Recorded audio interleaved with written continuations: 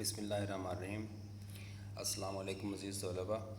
Last time ہم نے پڑھا تھا صدر کے متعلق۔ آج ہمارا ٹاپک ہے وزیر اعظم پاکستان، ان کے اختیارات، اہلیت، ساری چیزیں۔ تو اپنا لیکچر شروع کرتے ہیں۔ 1973 کے آئین کے مطابق پاکستان کا جو وزیر اعظم ہے وہ حکومت اور انتظامیہ دونوں کا وہ سربراہ ہوتا ہے۔ اس کی جو کوالیفیکیشن ہے وزیر اعظم بننے کے لیے لازمی ہے کہ وہ مسلمان ہو اور پاکستان کے شہری ہو، ختم نبوت پر مکمل یقین رکھتا ہو، قومی اسمبلی کا رکن ہو، نظریہ پاکستان کا زبردست حامی ہو، اور حکومت کے کسی منافع بخش عہدے پر فیض نہ ہو۔ اب ان کا جو الیکشنز ہے یا انتخاب ہے وہ دیکھیں کس طرح ہوتا ہے کہ 1973 کے آئین کے مطابق وزیر اعظم کا جو انتخاب ہے وہ قومی اسمبلی کرتی ہے۔ 1985 میں 8ویں ترمیم کے تحت وزیر اعظم کو نامزد کرنے کا اختیار صدر کو سونپا گیا۔ وزیر اعظم قومی اسمبلی کا رکن ہوتا ہے، اس کو اسمبلی میں اکثریت حاصل ہوتی ہے، اور وہ قومی اسمبلی کے جو ارکان ہیں اس کے انتخاب کی، جو قومی اسمبلی کے ارکان ہیں وہ وزیر اعظم کے انتخاب کی منظوری دیتے ہیں۔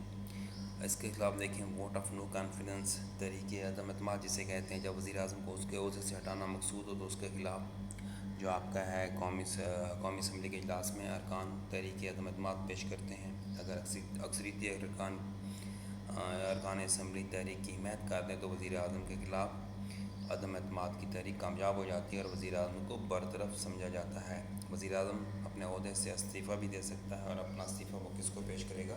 صدر کو۔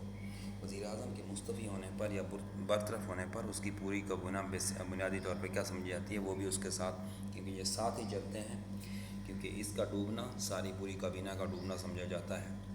اس کے بعد اس کی جو ٹرم ہے، وزیر اعظم 5 سال تک اپنے عہدے پر فیض رکھ سکتا ہے، جو پارلیمنٹ کی میعاد ہے وہ بھی یہی ہے۔ وزیر اعظم اس وقت تک برسر اقتدار رہ سکتا ہے جب تک اسے پارلیمنٹ میں اکثریت حاصل ہو۔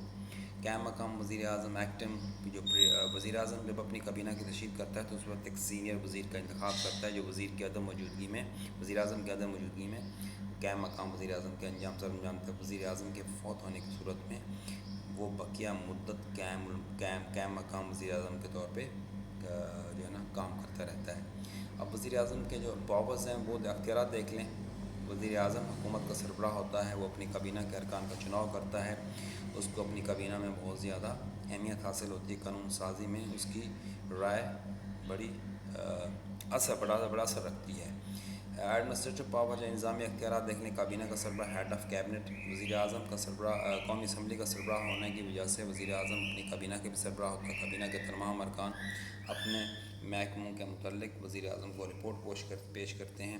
ہر وزیر کو ایک محکمہ دیا جاتا ہے، وہ اپنے محکمے کے متعلق پالیسی بناتے وقت وزیر اعظم سے یقینی طور پر مشورہ طلب کرتا ہے، اور اس کی روشنی میں جو محکمے کی ترقی اور ترویج ہوتی ہے اس کے لیے کام کرتا ہے۔ کابینہ کی جو تشکیل ہے، کمپوزیشن آف کیبنٹ، وزیر اعظم پاکستان اپنا حلف لینے کے بعد اپنی کابینہ تشکیل کرتا ہے۔ کابینہ میں تمام صوبوں کے ارکان کو نمائندگی دی جاتی ہے۔ کابینہ میں قابل اور پارٹی کے بیشتر افراد کو شامل کیا جاتا ہے، اور ہر وزیر ایک محکمے کا ہر وزیر کے ذمہ ایک محکمہ ہوتا ہے۔ تمام وزراء پارلیمنٹ کے دونوں ایوانوں سے لیے جاتے ہیں، لیکن 1/4 وزراء جو ہے نا وہ سینٹ سے لینا ضروری ہے۔ ٹرمینیشن آف منسٹر، وزیر اعظم کو جو وزراء ہیں ان کو برطرف کس طرح کیا جاتا ہے؟ اگر کوئی کابینہ کا وزیر اپنے فرائض دیانتداری، تندہی یا سنجیدگی سے ادا کرنے کے قابل نہیں رہتا تو وزیر اعظم اسے برطرف کرنے کا اختیار رکھتے ہیں۔ وزیر اعظم متعلقہ وزیر کو مستعفی ہونے کا کہہ سکتے ہیں۔ کابینہ کے ایک وزراء کے مستعفی ہونے سے کابینہ پوری جو ہے نا وہ متاثر نہیں ہوتی۔ تقرریاں اور اس کے بعد جو اعزازات اور ایوارڈز وغیرہ ہیں، اپائنٹمنٹس اینڈ ایوارڈز، 2010 میں 1973 کے آئین میں کی گئی 18ویں ترمیم کے تحت انتظامیہ، عدلیہ اور دیگر کلیدی اسامیوں اور سربراہوں کی تقرریاں کرنے میں صدر پاکستان جو ہے نا وہ وزیر اعظم سے مشورہ کرنے کے پابند ہیں۔ اس طرح پاکستان کی طرف سے مختلف شعبوں میں نمایاں کارکردگی کا مظاہرہ کرنے والوں کو اعزازات ادا کیے جاتے ہیں۔ صدر پاکستان ان تقرری اور اعزازات دینے کے متعلق بھی وزیر اعظم سے کیا کرتا ہے؟ مشورہ کرتا ہے۔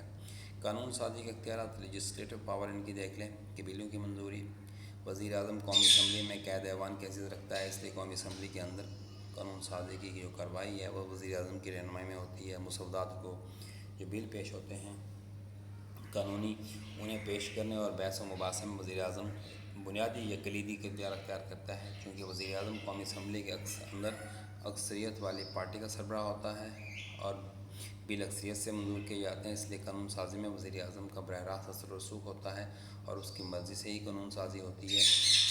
ریزولیوشن آف نیشنل اسمبلی، قومی اسمبلی کی تحلیل دیکھ لیں۔